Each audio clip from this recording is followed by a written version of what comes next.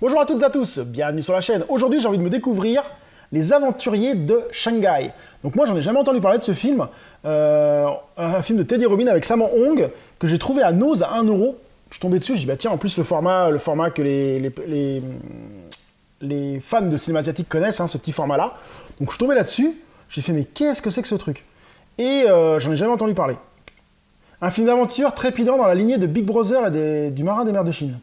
Alors là, donc on a du Sammo Hung, on a du Yuen Biao, quand même, George Lam et Anita Mui. Donc quand même, on a du lourd. Hein. Donc ouais, après c'est peut-être moi qui suis passé complètement à côté de ce film et il est hyper connu. Mais j'ai pas l'impression que c'est un film... alors est-ce qu'il est bien, j'en sais rien. On va lire un peu de quoi ça parle. Chine, année 1930, Petit Tigre quitte sa campagne pour rejoindre son grand frère officier de police à Shanghai. À peine installé, il se retrouve embarqué dans le vol des fonds de gouvernement. Très doué pour les arts martiaux et les acrobaties, Petit Tigre est contacté par les Triades. De son côté, son aîné a pour mission de protéger Marie, son ancienne petite amie et filleule de Monsieur Chin, le plus puissant homme d'affaires de la ville.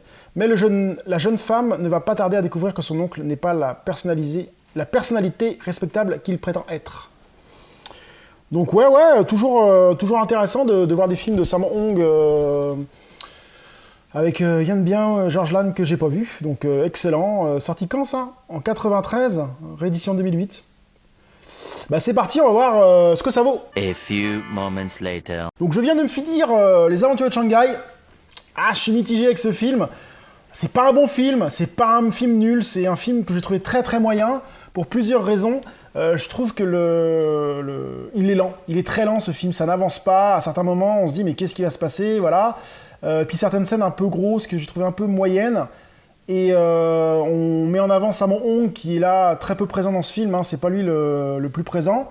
Après, bon, bien sûr, il y a la prestation de certains, Yuen Biao et George Lam sont excellents hein, dans ce film, ils jouent très très bien.